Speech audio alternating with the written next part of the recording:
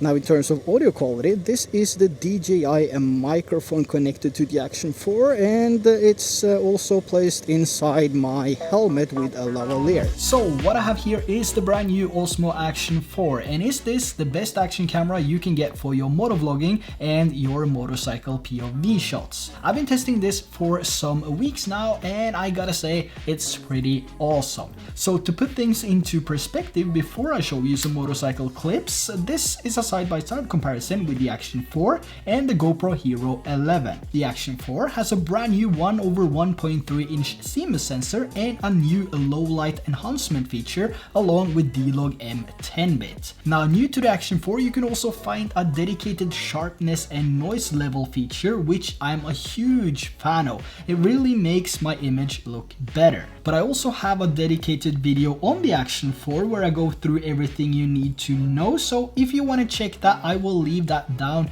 in the description below if you want to know what this camera is capable of. This video is mainly going to be about using the Action 4 as a motovlogging camera. Now, I recently got myself a brand new bike, a KTM 125 Duke. And I'm not gonna lie, I am a total noob when it comes to this clutching thing. My previous bike was a Super Soco TC50cc, which I used mostly for the convenience of parking. And to be honest, it was more than enough, except for uphill. So I decided to get a 125cc, which at least will make me reach the speed limit. Now, instead of sitting here and talking about the specs and the features and everything about the Action 4, like I said, I have a dedicated video for that. Let me show you some clips when I'm riding my new bike, and I'll also leave all the settings I used on the screen as well, and whether or not the clip has been color graded, used the normal color profile or the D-Log M profile. I've also replaced most of my wind noise with some awesome music from Epidemic Sound until I get my wind slayer. So enjoy.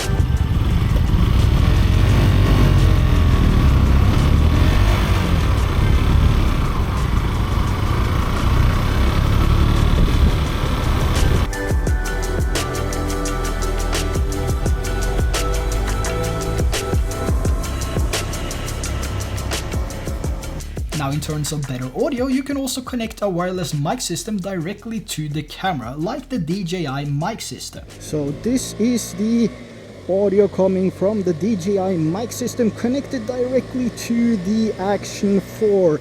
How does it sound? Does it sound good?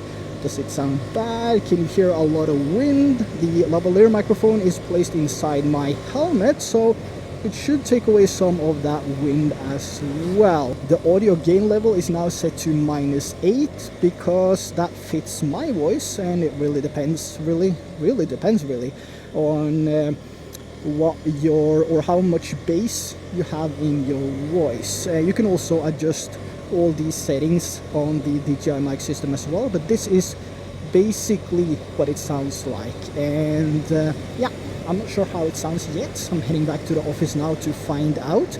But let me know in the comments if you like this sound or if you don't like it. And yeah, this is a really simple setup and it's just basically plug and play. Now, whether or not the Action 4 is going to be your next camera is completely up to you, but I can definitely see myself using this for every single ride. The quality is just stunning, and the fact that I can change the mounts in a second without having to unscrew the camera from a mount every single time like I need to do with the GoPro is a huge deal to me. I also think the rendered quality coming from the Action 4 looks much better than the GoPro. Despite GoPro shooting in 5.3K resolution, I think the Action 4 looks so much better and also more natural to the eye. So DJI has really done this camera right. Now, I guess this is my first ever motorcycle type of style video. Maybe it's the last, maybe it's not. Let me know what you think down in the comments below. And also, let me know your thoughts on the Action 4 and which camera are you currently using as your motovlogging camera. I really hope that you enjoyed the preview of this as a motovlogging camera. Didn't really know how to make this video since this motorcycle thing is all new to me. I'm still learning, but I really enjoy writing it and I really enjoy filming when I'm riding with it. Now, whether or not this is the most versatile camera, I highly doubt that, because I got my X3 for that, which is a much more convenient camera to use when I'm on my motorcycle because it records everything. But I also have a dedicated video on the X3 if you want to check that out as well. So yeah, that's basically everything I have for you today. I really hope that you enjoyed it. If you're new around here, make sure to hit that subscribe button, and if you found any value in today's video or if you enjoyed today's video, let me know by dropping a like, and I will see you guys in the next video.